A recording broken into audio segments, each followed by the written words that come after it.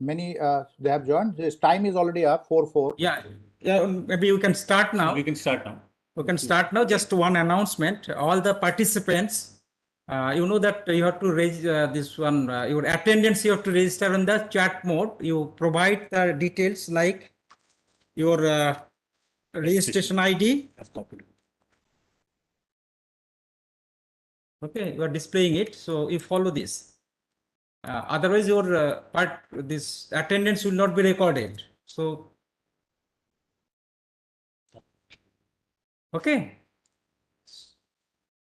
So in the chat mode, you just say you need to give your name, your ID, registration ID, and your affiliation, institute name. So this information you give, so that automatically your participation or your attendance will be recorded. All right, all the participants, this is must. Otherwise, your attendance will not be recorded. Okay, with this, let us start the program. So Professor Ghosh is all yours now. Okay, thank you. This particular course, which when we developed, this particular portion that I'm going to teach in the next 6 classes were not there. So later on, when we devised this particular course, we realized that maybe a little bit of background would be good. So what I'm trying to say about background is that any machine, so the NMR spectrometer is a machine, correct? Any machine that if you have, okay, you have basically 2 ways to look at it. One is you have this machine like a black box, right? If you know that how this particular machine is to be used, you have probably maybe a standard operating procedure. You have step 1, step 2, step 3, etc., etc. You know it, and then you can use it without knowing that how this particular machine is actually working. Let me give you an example. Suppose you have a microwave oven, and in order to use the microwave oven to heat your food, you really do not need to know whether this microwave, which frequency it is operating, how much power it is consuming, whether this particular, how this magnetron is working, what's the basic principle against it, what's the theory of physics behind it. Nothing is necessary if you want to heat up your food. Just you need to know that you have to open the door, you have to put something inside, you should not put any metal, otherwise it will be a problem. You should have keep the food and then adjust the power, adjust the time, switch it on, and it will be heated up. So this is one way of using. In NMR also, mostly people who are from pharma or from chemistry or from biology, they're using NMR as a tool. They use it in this way. So they really do not need to know that if I have a particular peak over here and I have another peak over here and I have 2 peaks over here, correct? They know how to interpret it using some thumb rules, that if I have a peak between this particular frequency and this particular frequency, it is methyl. Something like this, you have a rule.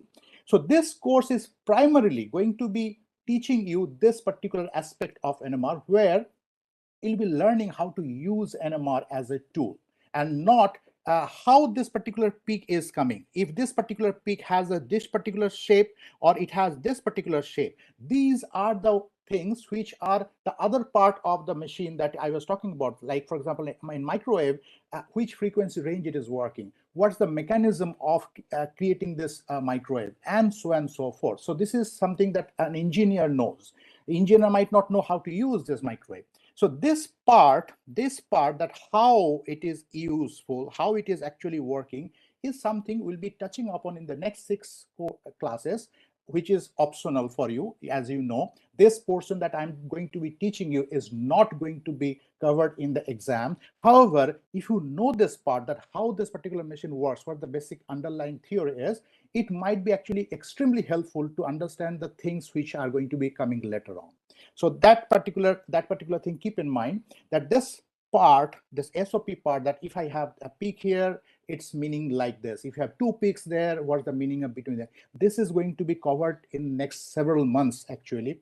You'll be knowing that. So I have been given the task to give you a little bit of how NMR works. So if I just start by using the name NMR, so N and M and R, correct? You have the nuclear, and you have the magnetic, and then you have resonance.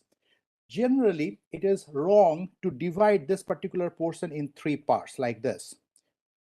It is supposed not to be understood as three parts. There is nothing called nuclear separately. It is not nuclear physics. And in fact, this is one mistake the US consulate people make when we apply for a visa for US, for example. They think we are working with nuclear physics or nuclear reaction or nuclear bomb or something. Wrong. They make this mistake. So basically, ideally, you should have like this. So one part is, this part is called nuclear magnetism. It simply means that I have a nucleus, agreed, I have nucleus, but I'm just going to use its magnetic property, this nuclear magnetism in one part, and then another part is resonance. So we'll be checking both of this part, that what do you mean by nuclear magnetism, where from it is coming, where's the origin of this, and then once we know this, then we'll go into the part saying that how this resonance is coming, what does it mean by resonance. That's what we'll be talking about. So NMR, as you know probably, is all about nuclear spin. Now the question is that what is spin? Okay, nucleus nuclear is something that we know, that we have an atom, inside you have a nucleus. Then spin. So now the spin is again, the things that I'll be talking about, if you have taken an in-depth NMR, in-depth quantum mechanics course sometimes in your curriculum, many things are going to be known to you. But this particular portion is particularly for those who did not have maybe an in-depth quantum mechanical background, right? So now the thing is that, what is the spin? As you know, spin is an angular momentum.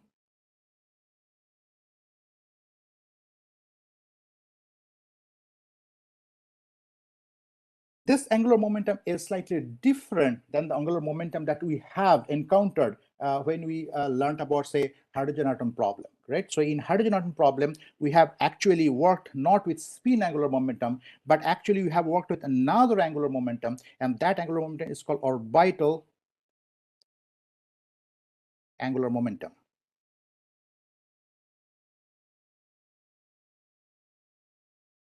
The quantum mechanics that we generally learn in colleges, or even when I teach in NISER, we always teach the non-relativistic quantum mechanics. We do not bring relativity into quantum mechanics. And as long as you are learning about non-relativistic quantum mechanics, the origin of spin is not naturally coming.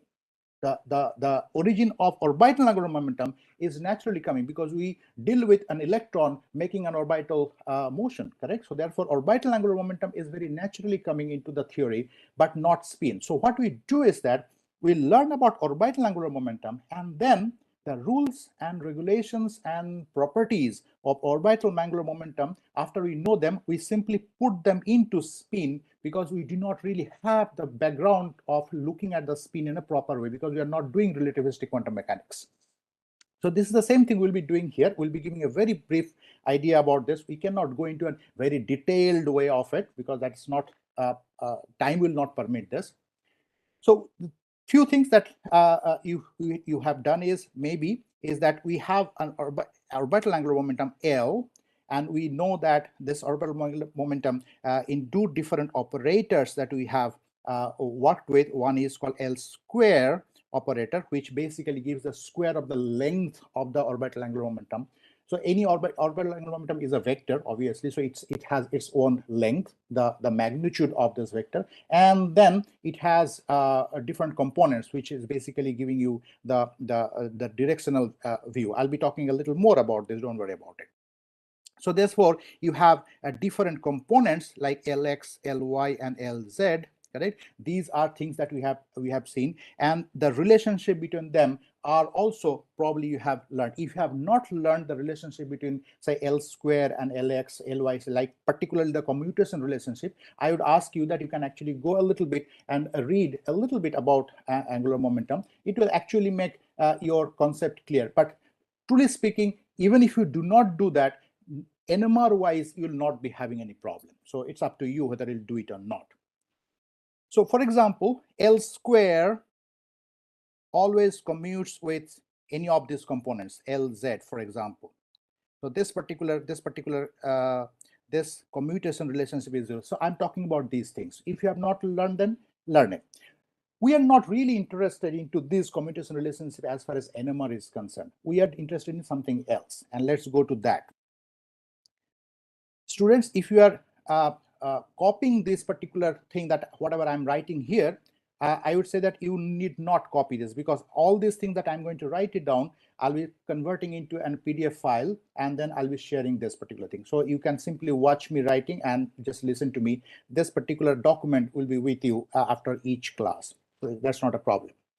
So what we are going to do is that, as we have already spoken about here, that we are talking about nuclear magnetism. So let's go back directly that where this magnetism is coming from, rather than spending more time onto this. So let's see if we have still not gone into the spin. We are still into the orbital angular momentum. Let me see whether orbital angular momentum and magnetic dipole moment, how these are related. So we'll be checking about magnetic dipole moment. This magnetic dipole moment is going to give you NMR at the end of the day. So we must know what magnetic dipole moment is, how it is coming from. So let me draw this first, and then I'll share. So I kind of tried to make a circular orbit. Suppose an electron is moving. This is V. That means it is having a velocity. It is making a circle, correct? Suppose, and then this is the origin, and then I'm just attaching this as my R, correct? It's like a position. This R is moving.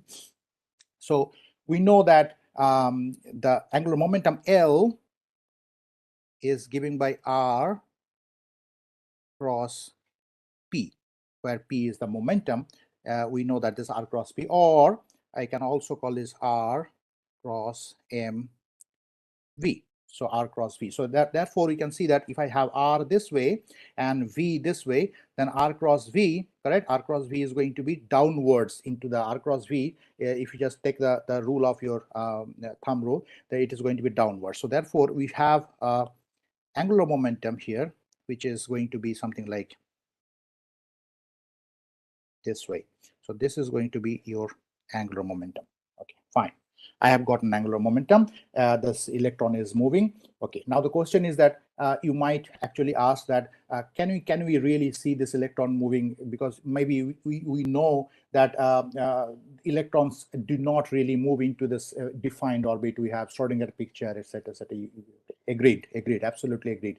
But this particular picture where electron is actually assumed to be moving into circular orbit helps understand this origin of magnetic moment, and I'm just doing this. I'm not really going into the deep down into the quantum mechanics. It's just not necessary. So this particular picture having some orbital motion in a circular orbit by an electron is good enough. So now let's see. We have this particular situation. Now I have the charge E. We can write down that this is E, the electronic charge that is actually moving. The current that is going to be created by this movement I can be written as E over T.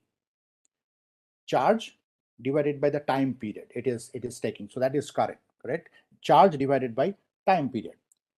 If the time period is shorter, that means it is moving in a much faster rate, than the current is going to be going up. And also if the charge is higher, for example, the charge is higher, then also the current is going to be. So it's E by T. Now how this E by T can be written down?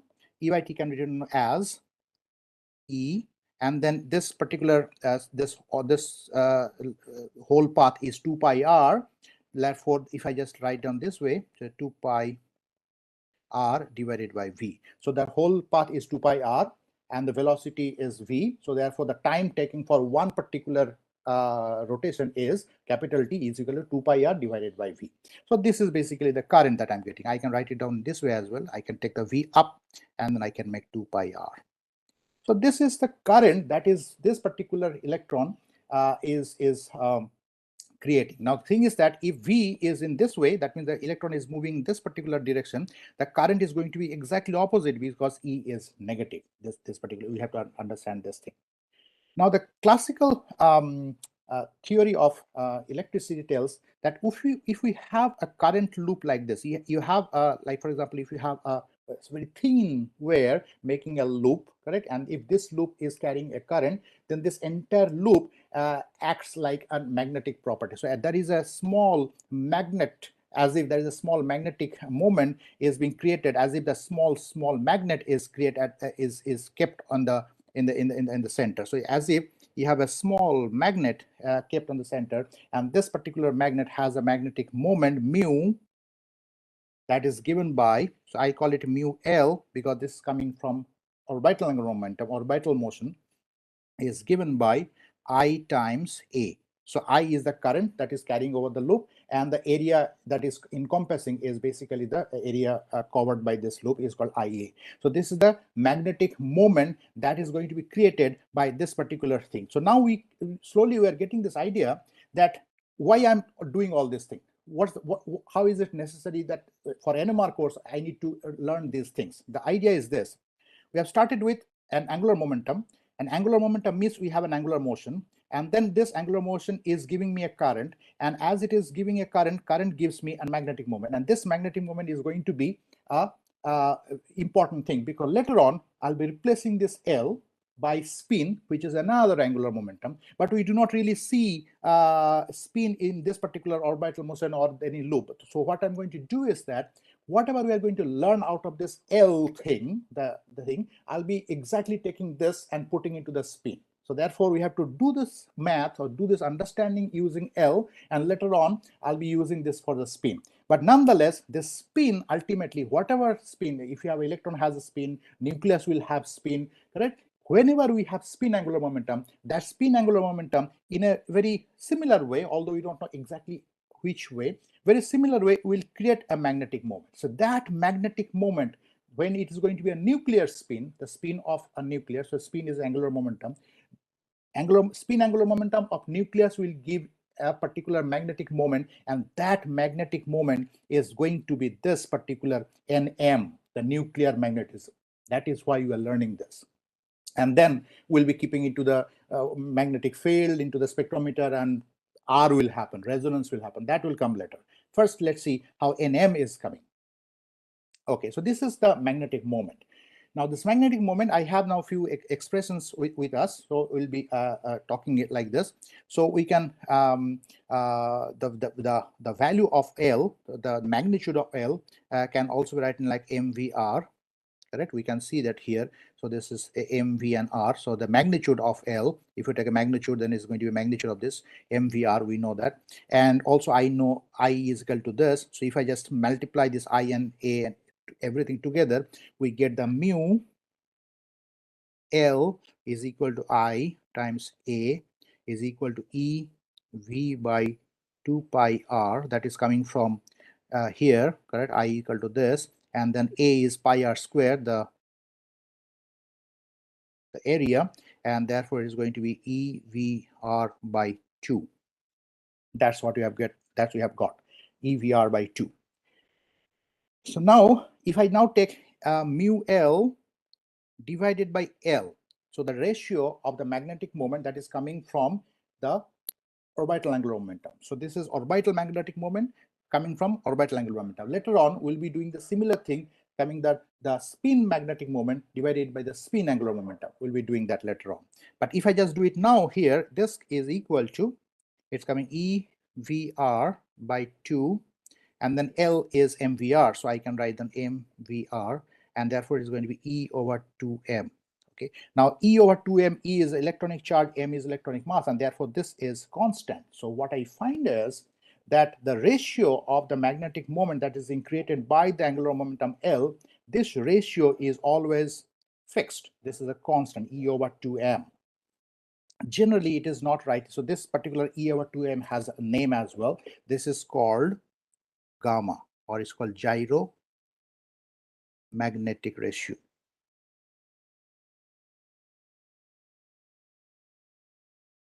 Why it is called gyromagnetic? It's because the L, which is basically a circular motion, is also called gyration. This name was used earlier. gyration means and circular motion, and magnetic is magnetic moment, correct? So therefore the ratio between gyration and magnetism is gyromagnetic ratio, and that is E/2m, and this is fixed. It's called gamma, gyromagnetic ratio. It is important for NMR. Later on we'll see that. In general, it is not written exactly in this way, but later it is, in general, it is written in mu L divided by L as G of L mu B over H cross. This is something that's written. Let me tell you what these things are. In which mu B is called Bohr magneton, and is given by E H cross over 2m. It is definitely a constant again, because E is constant, H cross, which is basically H over 2 pi, H being the Planck's constant, is definitely a constant, and M is definitely constant. So therefore, this whole thing is also a constant, and this is a Bohr magneton. It can be shown that mu B has the dimension of magnetic moment. So this is basically the very tiniest, smallest amount of magnetic moment, a Bohr magneton. So it is there, and then GL in GL is actually equal to 1 in this particular case. For G is called a landed G factor. These are something that you just keep it with you, this information, correct? This information is kind of given you for free, not going to come into the exam. So nicely you just keep it. So GL is called landed G factor.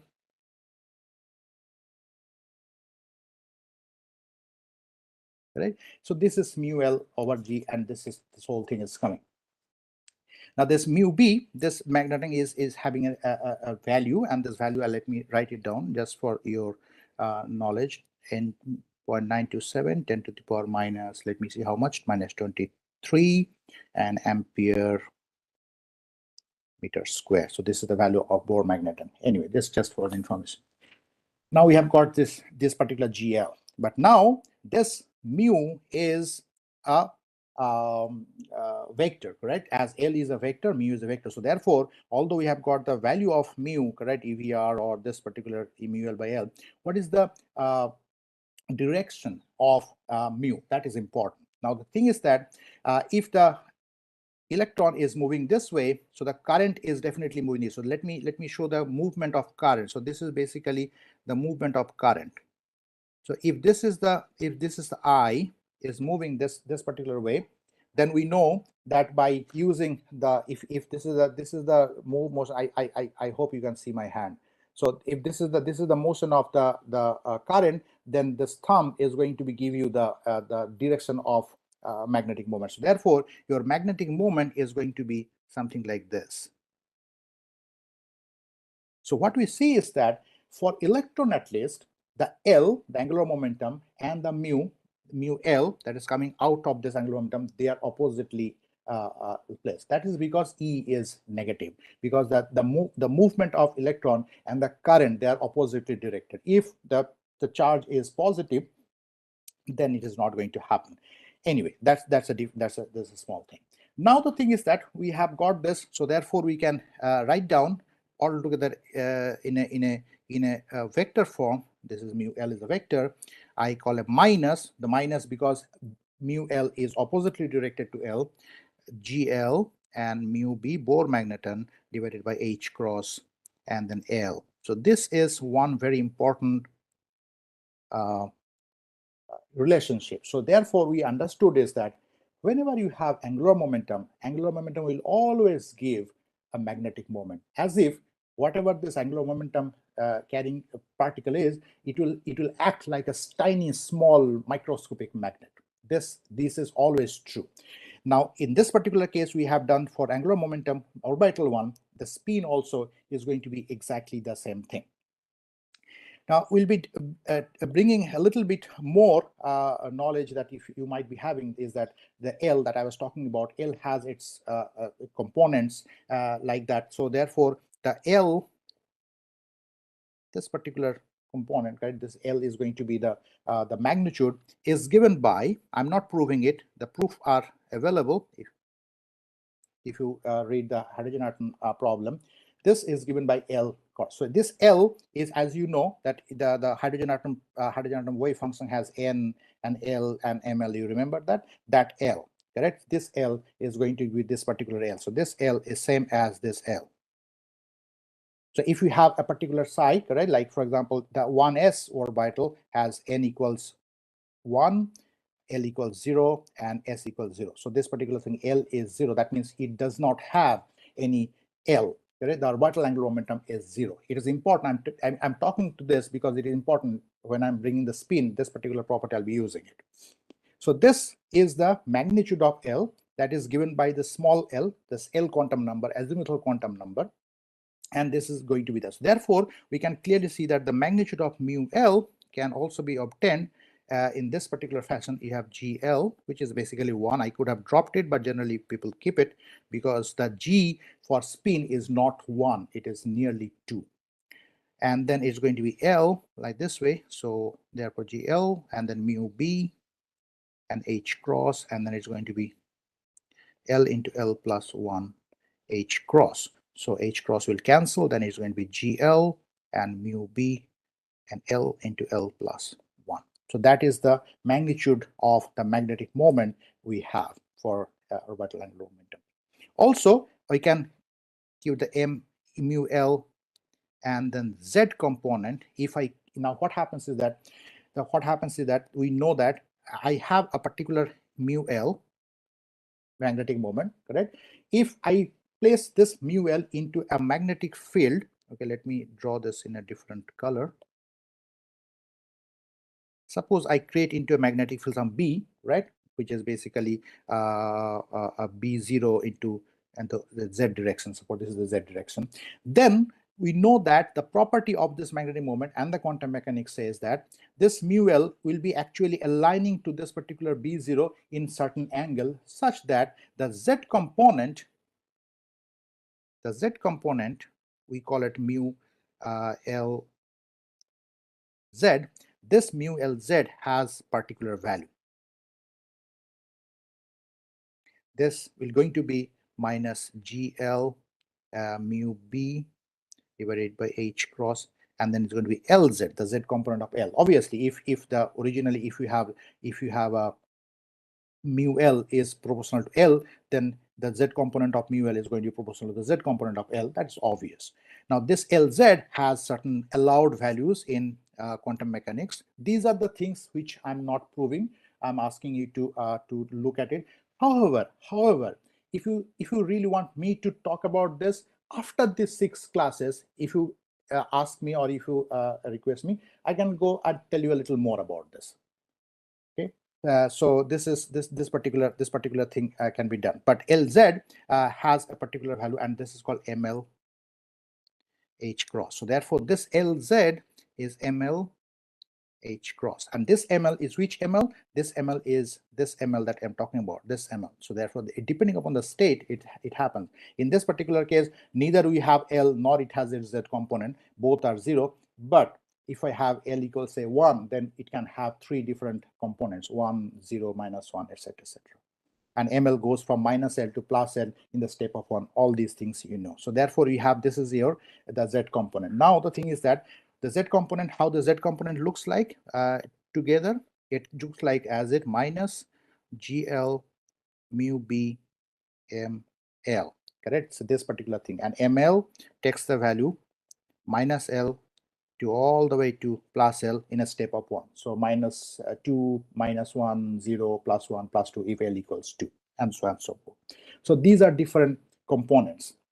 So what happens is that suppose in a situation where L is equal to 1, which wave function is L having 1?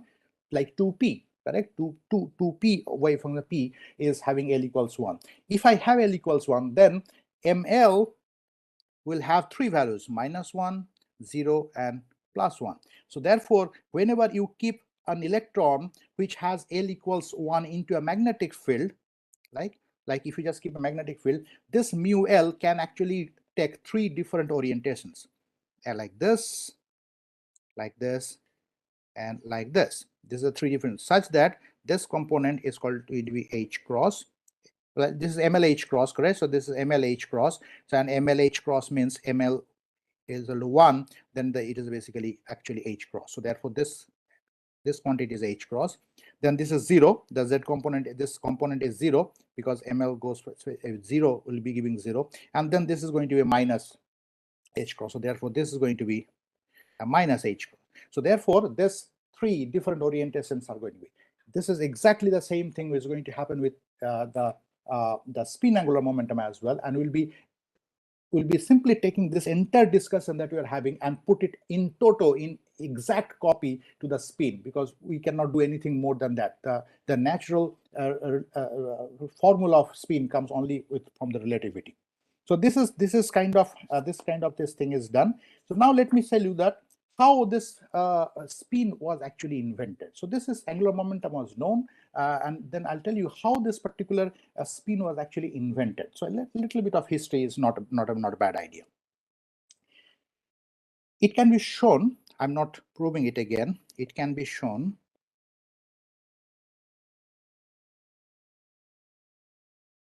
that if I keep a magnetic moment, that if a magnetic moment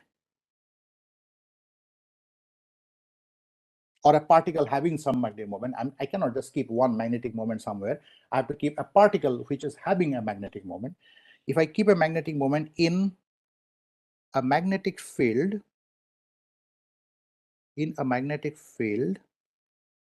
that is non-uniform, this is important, non-uniform, then the moment will experience a force. How much is the force? Force is given by like this. So suppose you have a situation that I have a tiny magnetic moment mu of some origin, maybe coming from orbital angular momentum, coming from spin angular momentum, doesn't matter. I have some mu and I have kept it in a magnetic field which is like, for example, like this. That means the lines of force are converging. So if you have a lines of force converging, then we see that the per unit area lines of force is much more on the top. That means the value of B is higher on the top than the lower. That means B is increasing from top to bottom. So B is actually increasing from bottom to the up. Like, so there's all this magnetic lines of force are all converging. If I have a situation like this, then the force, that is, if I just take this as your z direction, then the force Fz, the force along z direction, the particle. So this particular magnetic moment is coming from some particle, correct? So some particle. This force is going to be given by del Bz del z. That means the rate of change of B, at which rate it is changing. Obviously, the larger the change is, the very steep changing, the more force it will experience, multiplied by mu L z, the z component. So depending upon which z component is have. For example, if this particle is having an L, but however it has the z component 0, that will not experience any force, although it is in that non-uniform magnetic field. However, this particular one will be experiencing force in a particular direction. This one will experience for an opposite direction because it's the component is negative, correct? So therefore, this is this component depending upon. Therefore, if I now have a combination of 3 particles, suppose situation like this, I have a combination of 3 particles. One particle is in this particular state, another particle is this particular state, and third particle is in this particular state.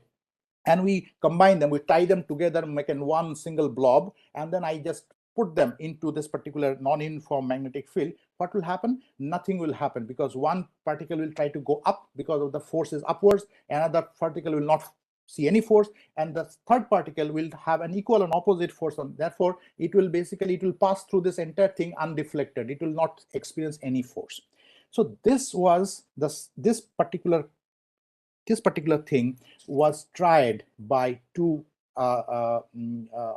physicists. Their name is, one is Otto Stern, another is Walter Gerlach. So the Stern-Gerlach experiment is about this. So they thought that let's try to measure this particular force, or let's see what happens. So what they did is that they created a situation like this. How they created it, let me try to quickly draw it, the apparatus that they tried to do it. So they had a like this, a bar magnet like this, and something like this. So therefore you have this, the N size like this, and the, or maybe the south and south pole is like this. And then they had another one, the normal thing. So therefore this particular situation, this, if you look into this, it will look like as if you have the south pole like this and the north pole like this.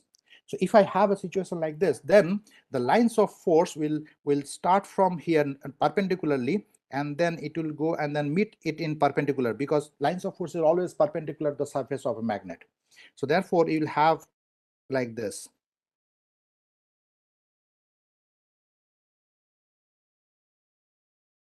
Correct. So therefore we see that now we have a situation very similar to what I was talking about. So you have a situation like this, which is and then they're all converging into, because of this shape of this particular magnet, they're all converging. So therefore they have created a situation like a non-uniform magnetic field.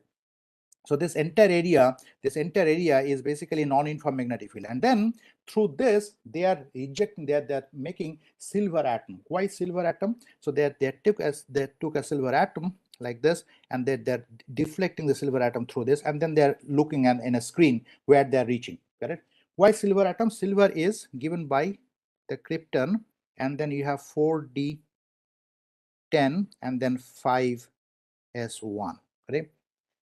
So what happens is that during this particular D orbital, they're all filled, the entire all filled. So I can tell you, I have already told you this particular thing. If I have particle in this state as well as this state and this state, all together they do not feel any force. So therefore, if you have a completely filled d orbital, correct, half of them is going to be putting the force will be upwards, and the other half will be downwards, and then one component is just going to be no force. So this particular up to here, no force is going to be experienced, because all are filled orbitals. And the last one, 5s1, S is always L equals 0. I have already told this. So this everything that I have told us for a purpose. So look, this S is already having L equals 0, correct? L equals 0, so ML equals 0. So therefore, it doesn't have any magnetic moment. It doesn't, this is 0 for an S electron. So this electron, which is an F5s1, it doesn't have any orbital angular momentum. And these ones are having an orbital momentum, agreed, but as they are filling up all these different ML states, correct, put together, they do not see any force. So what they expected is that they will be having this silver atom, it will go undeflected, and then they were expecting that this will be actually collected on the screen exactly one spot like this. Okay, so the entire thing will be collected in like a heap like this, all this silver atom on the screen, same place, blah blah blah blah, all this thing. But instead what they found is, they found that it is deflecting into two different positions like this. One blob was coming here, another blob is coming here. This is something they did not expect at all. They took a particular atom which has altogether effectively no orbital angular momentum. 5s1 doesn't have one, the other ones are all canceling each other. So there should not be any force being applied. There should not be any force along z direction applied. But where from these are having force, as if somebody has some positive amount of force, another having some negative amount of force, they are going to.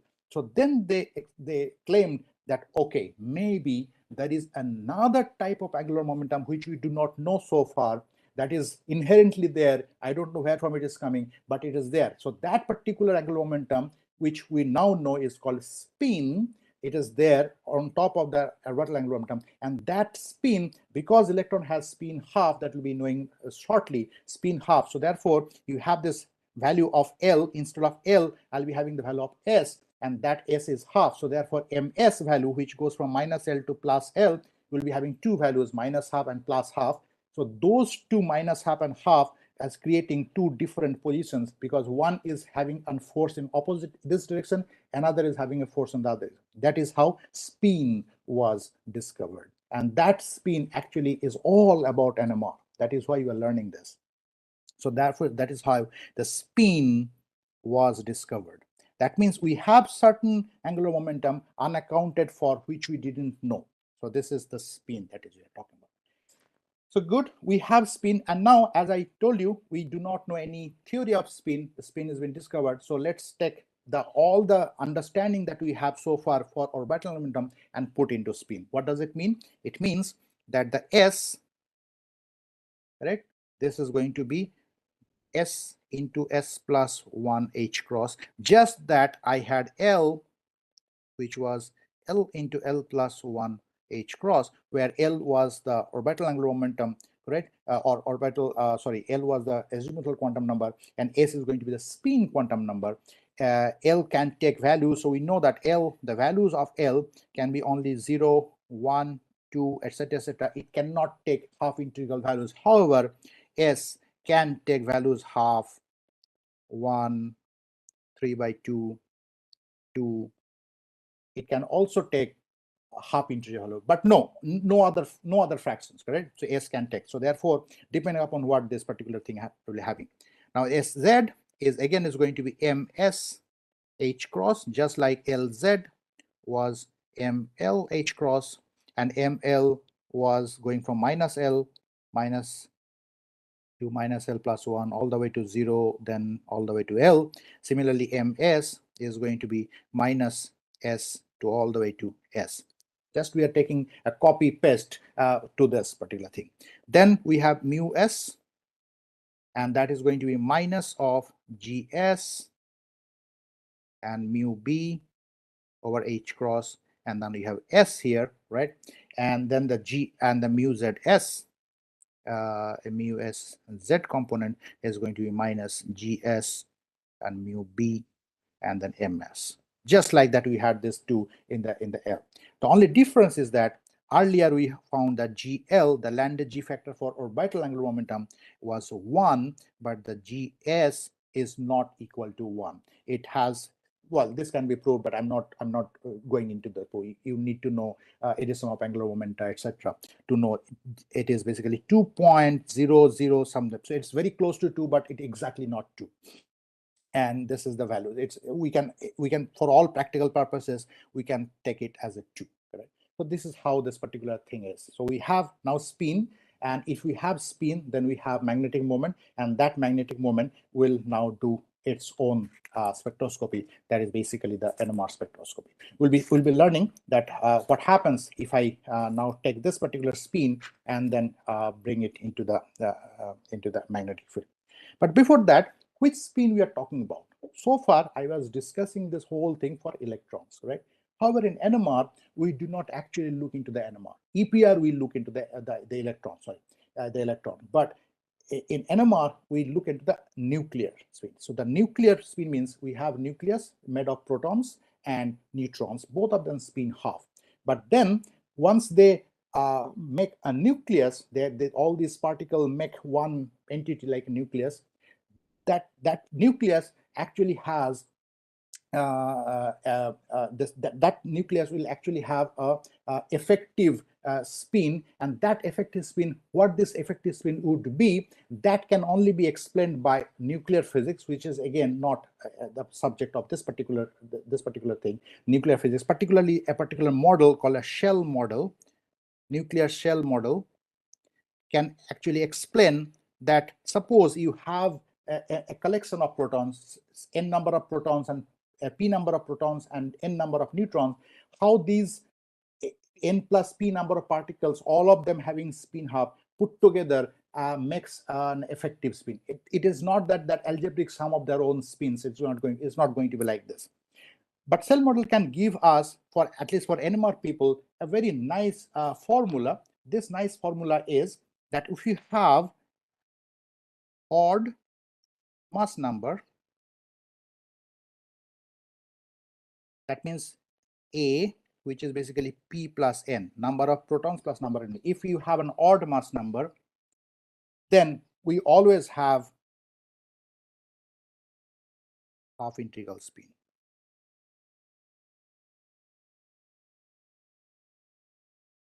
I'll be giving example, then you'll be understanding this half integral spin. However, if we have even mass number, then depending upon you have odd proton number, you get integral spin.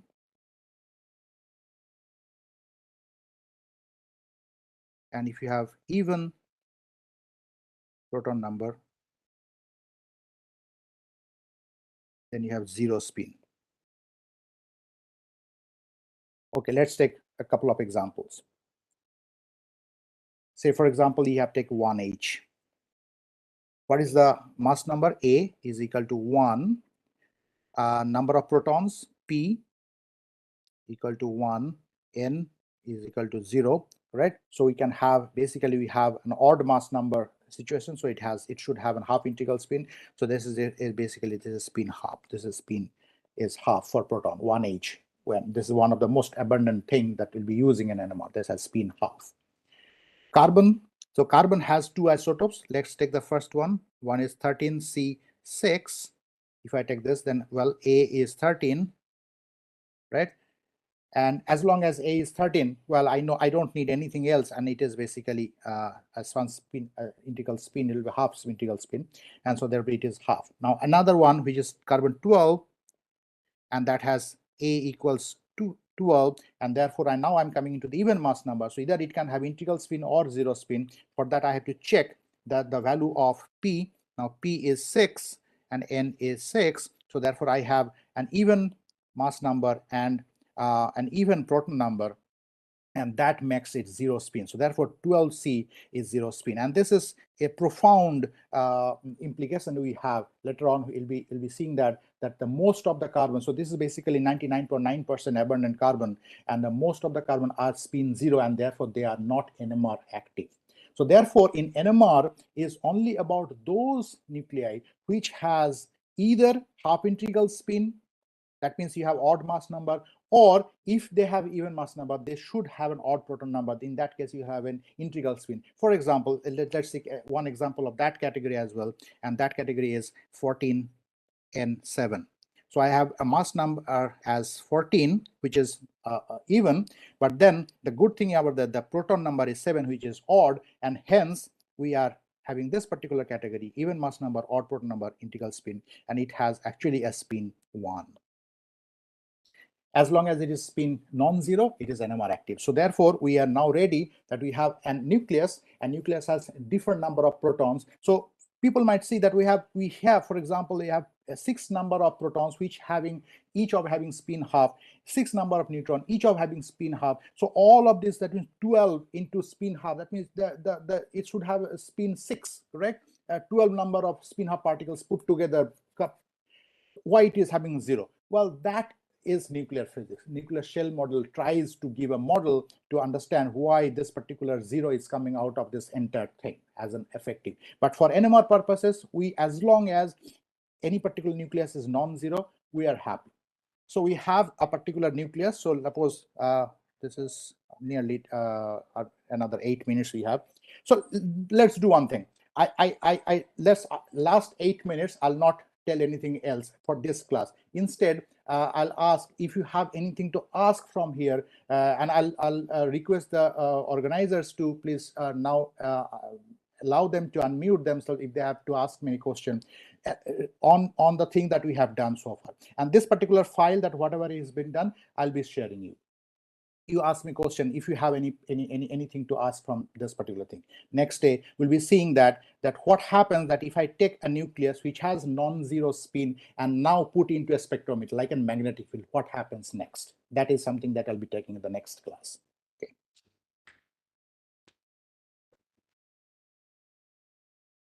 Okay, participants, you can ask questions if you have any.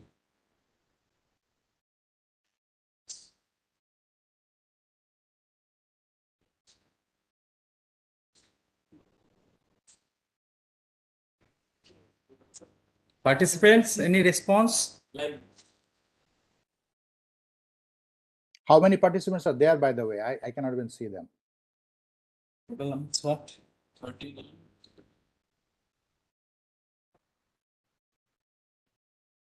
11. 41 views. 41 views, sir. 41 on YouTube. 41 is YouTube. Okay. And that But those who are in YouTube, they cannot ask me questions, correct? Yeah, they cannot ask questions, right? So And, basically, they should be coming. Online is, this one is, webinar is 13.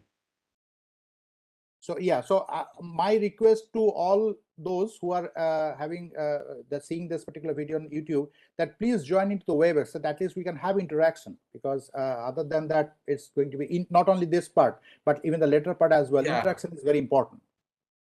So participants, please note it. Sir is asking, try to join in webinar so that you can have a direct interaction, because YouTube you cannot interact.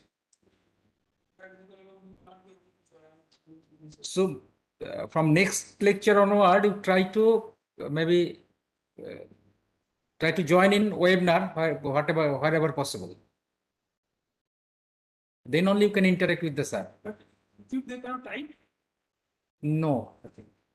Oh. Which book make the different for same model studies? That is yeah, chat box. Yes. How Professor- to get the chat? Professor how to get the- Ghosh. Fine. Let me try to find out the chat box. I'm new to this thing as well. How to get the chat box? Check. In Right corner, I think you have to click that chat box. So should I actually? I'm seeing my own screen. This particular screen I'm seeing. Yeah. So, that is, Right corner below. so I probably have to stop sharing. Then I can probably see that. I see. Otherwise, should I spell out? Yeah, One that's person fine. is asking which book to follow for this part. Actually, I'm teaching from mostly from my own experience. This one, but if you really want to go buy a book, I would recommend the Spin Dynamics by Malcolm Levitt. So let me write it down here. Yeah, Spin please. Dynamics. Any other question in the chat box? Levitt. This book is good. This book is really good. sleep it.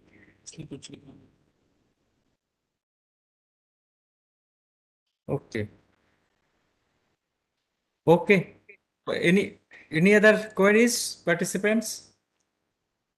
Write down in chat. You can write down in the chat box. On YouTube also. Actually, from YouTube also one can. Yeah. Those participants following YouTube, they can also write in the chat box, looks like.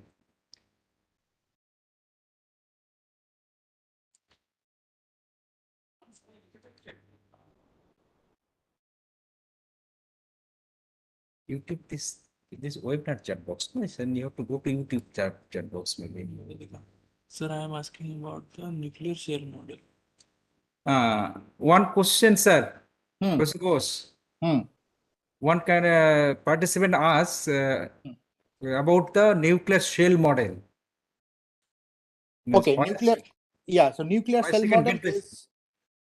So nuclear cell model is actually part of nuclear physics, correct? So if you want to read about this, you can pick up any book on nuclear physics, and that has different models. So the idea is that a collection of nucleons, so these protons and neutrons together, they're called nucleons. So a collection of nucleons, how collectively they come up with a particular property of the nucleus, this is something that had been astonishing for a long time. So people have tried different model for the nucleus, like a liquid drop model, which failed. Shell model works to a very good extent. In fact, there's something called magic numbers.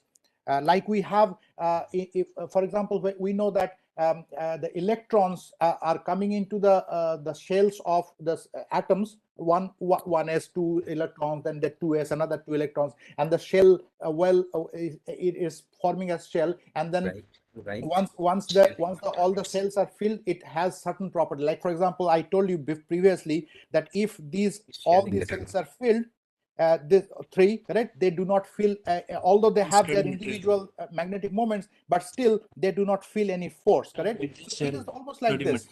So although they have this the nucleus, they have their individual spins, but put together as if there is some kind of a cancellation thing going on. As the cell is, one particular shell is getting completed, their contribution to the spin is getting zero somehow. So this is actually a model called a shell model. For shell model, you can actually go and talk and take any nuclear physics book, and then you can read it. Shell model is not going to be part of any NMR book because this is not an NMR topic. Right? I just give you an idea that where you can get it.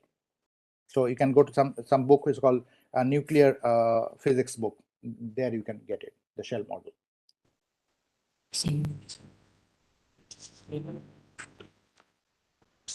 Yes.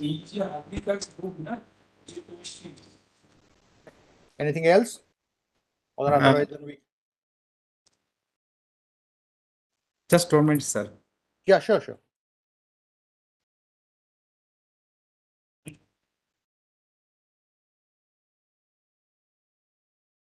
So one person was asking whether it will be available on YouTube. Yeah, Which it is one? available. It will be available, yes. This lectures? So any other questions, participants?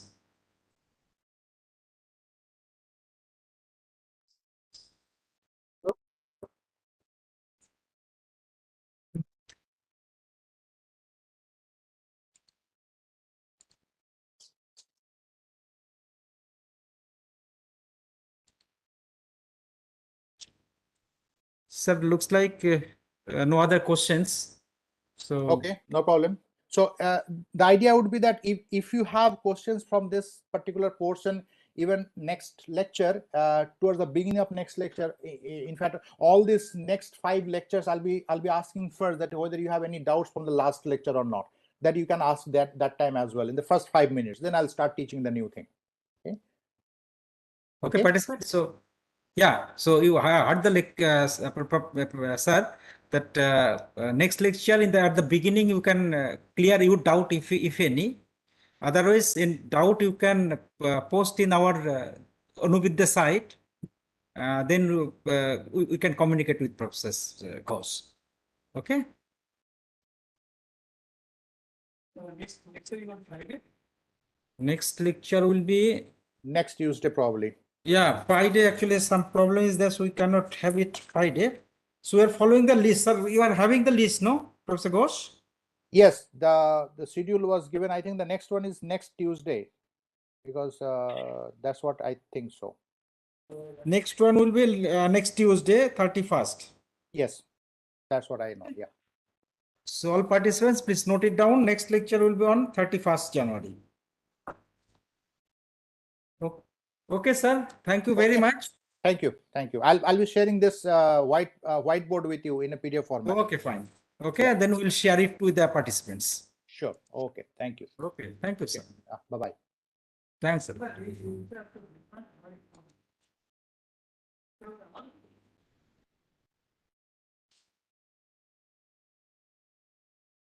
You save this. Chat किया क्या मैंने service को दिया है YouTube पर how we can be visualize come and meet भाई गड़बड़ी कर देंगे फिर